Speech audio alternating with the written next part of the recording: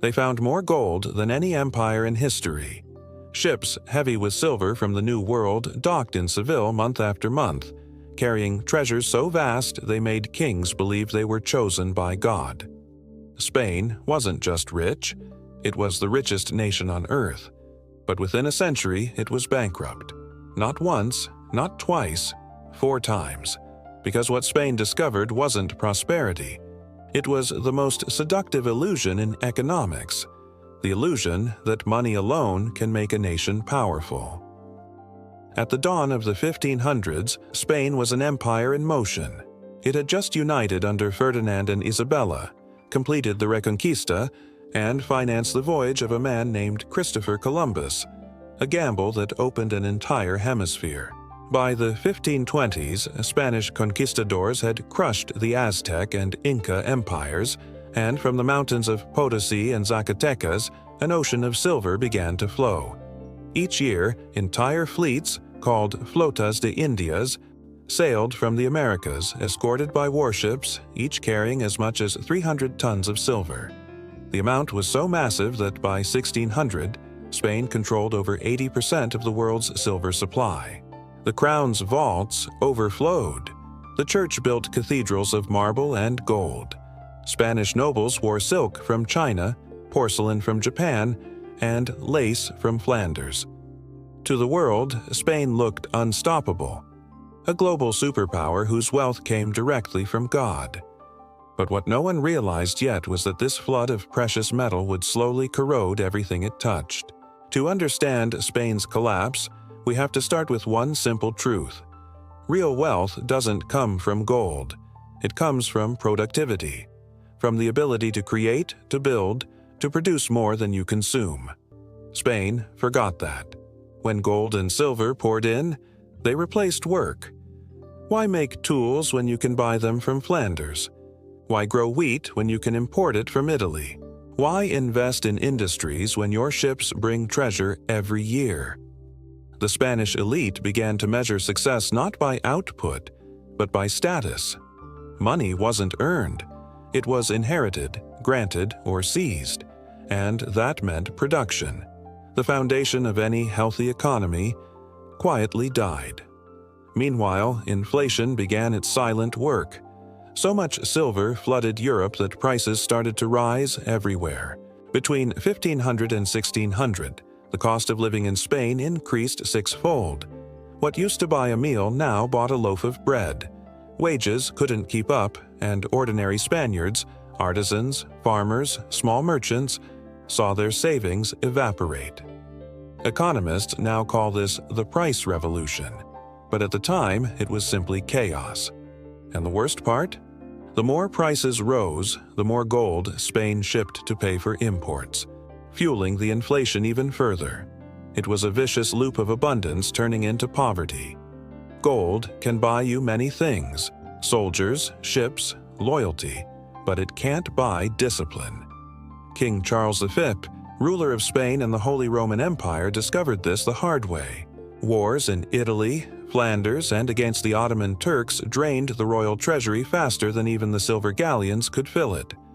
So, the Spanish crown turned to bankers, mostly German fuggers and Italian Genoese financiers, who offered loans against future shipments of silver. It was debt before there was even a word for sovereign bonds. The logic was seductive. We'll borrow now, repay when the next fleet arrives. But when storms hit, or pirates captured a convoy, or silver production dipped, the repayments failed. And so in 1557, Spain declared its first national bankruptcy, the first of 4 over the next half-century. Each time, the cycle repeated: war, borrowing, default, inflation, borrowing again. It became a habit, the same economic addiction that modern nations still struggle with today. What made Spain's case unique was its psychology. The empire truly believed it was rich. The gold kept coming, so debts never felt real. The crown assumed that as long as ships arrived from the Americas, the bills would pay themselves. But money borrowed on faith eventually demands repayment in reality. By the late 1500s, inflation wasn't just an inconvenience, It was a way of life. Prices doubled every few decades. The real value of Spain's silver eroded faster than it could be mined. The government tried to control prices, fix wages, even outlaw hoarding, but none of it worked.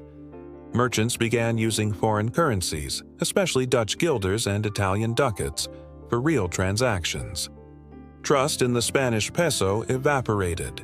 Inside Spain, inequality exploded.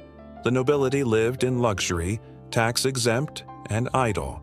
The working class starved, and the Moriscos, Muslims who had converted to Christianity, were expelled in 1609, removing a skilled segment of the labor force that had powered Spain's agriculture.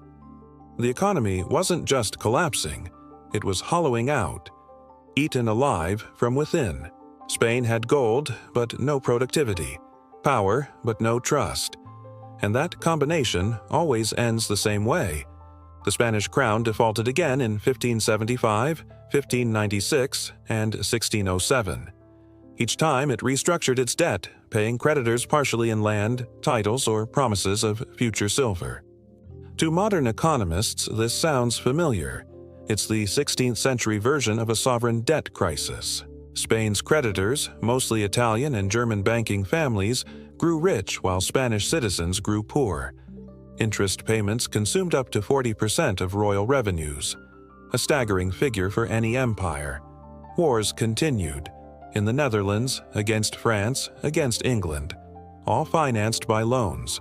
And when the Spanish Armada sailed against England in 1588 and was destroyed by storms, it wasn't just a military defeat, it was an economic catastrophe.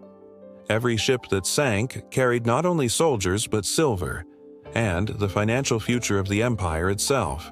By the early 1600s, Spain's empire stretched across continents, from the Philippines to Peru, from Mexico to Milan. The sun, they said, never set on the Spanish Empire, but under the surface, something was rotting. The mines of Potosi, once the richest on earth, were collapsing. The easy veins of silver had long been extracted. Each new ounce now cost more lives, more mercury, more labor. The indigenous miners, forced to work through the Mita system, were dying by the thousands. Entire villages vanished. Even the mercury mines in Almaden, essential for refining silver, could not keep up. The empire had built its foundation on a resource that was physically finite and morally poisoned. Back in Madrid, royal officials noticed the numbers. Fewer ships, smaller cargoes, higher costs. But they dismissed it. They believed the same lie that every bubble tells its believers. It's only temporary. They didn't see that their wealth wasn't being invested. It was being consumed. Gold leaf on churches, velvet on nobles, wars that swallowed generations. Meanwhile, the Netherlands, once a Spanish province, had used the empire's silver against it, developing banking, shipbuilding, and trade networks that would soon eclipse Spain entirely. The Dutch had learned a crucial lesson. Silver can buy goods, but credit builds empires. Spain never learned that. While Spain drowned in its own treasure, others adapted. The Dutch Republic, small, marshy, barely independent, turned finance into a weapon. They created the world's first modern stock exchange and joint stock companies, like the Dutch East India Company, which raised capital not through silver, but through confidence. Investors didn't need metal. They needed trust, the belief that a promise would be kept. The Dutch traded shares, issued bonds, insured ships. They made money flow without touching gold. England soon followed. The Bank of England, founded in 1694, used credit to fund wars, trade, and industry. Its power came not from what it owned, but from what others believed it owned. Spain, meanwhile, still measured power in coins. It kept digging while others started printing. The irony couldn't be sharper.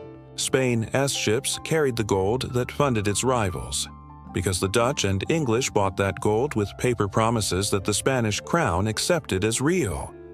It was the first global transfer of wealth through ideas, not metal, and Spain, the richest empire in history, became its first victim. By the 1700s, Spain was exhausted. Its empire still stretched across the oceans, but the heart was empty. Factories had closed. Farmlands lay abandoned. The crown owed more than it could ever repay. In the countryside, peasants worked land owned by absentee nobles. In cities, the young sought titles instead of trades. In Seville, once the richest port in Europe, the docks were silent, clogged by bureaucracy and corruption. The treasure fleets still arrived, but their silver no longer shone. It went directly to creditors in Amsterdam and Genoa, repayment for old debts. Spain had become a conduit, not a producer. Gold came in one door and left through another. In 1700, the last Habsburg king, Charles II, died childless. His empire fragmented, and the War of the Spanish Succession tore Europe apart. By the time peace returned, Britain and France, not Spain, ruled the seas. The golden century had ended in rust. The most precious metal in history had destroyed the very nation that found it.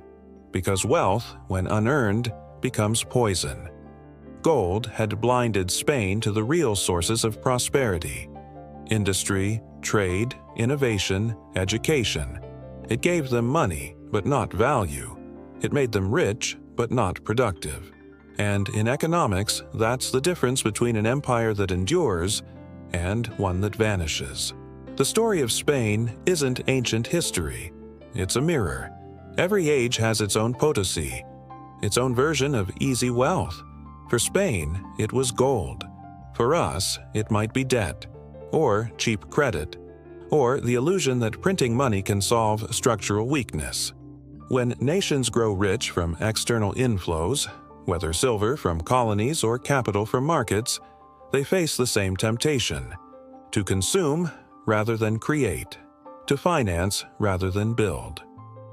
Spain's tragedy wasn't greed, it was short-sightedness. It mistook liquidity for prosperity and supply for strength. Modern economies, too, risk the same fate.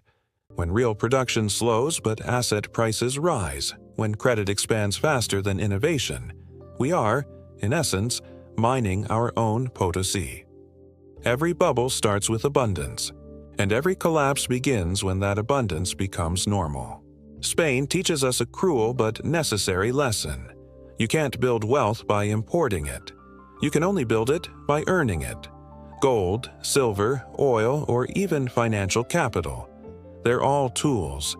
But when they replace productivity, they rot the foundation from within. The real empire isn't built on treasure. It's built on trust, education, and the ability to create value that endures longer than the shine of metal. Today, if you visit the ruins of Potosi, you can still see the scars: tunnels collapsing into darkness, hills once gleaming now gray. Once, this mountain fueled the world's first global economy. Now, it's silent. And yet, its lesson still speaks. The gold and silver that made Spain the envy of the world eventually made it fragile. Because when wealth arrives too easily, nations stop asking how it's made. And when the mines run dry, whether they're literal or financial, what's left behind is only dust. Spain's story isn't about gold, it's about human nature. Our endless belief that this time, it's different. That we are smarter than the last empire. That our treasure will never run out.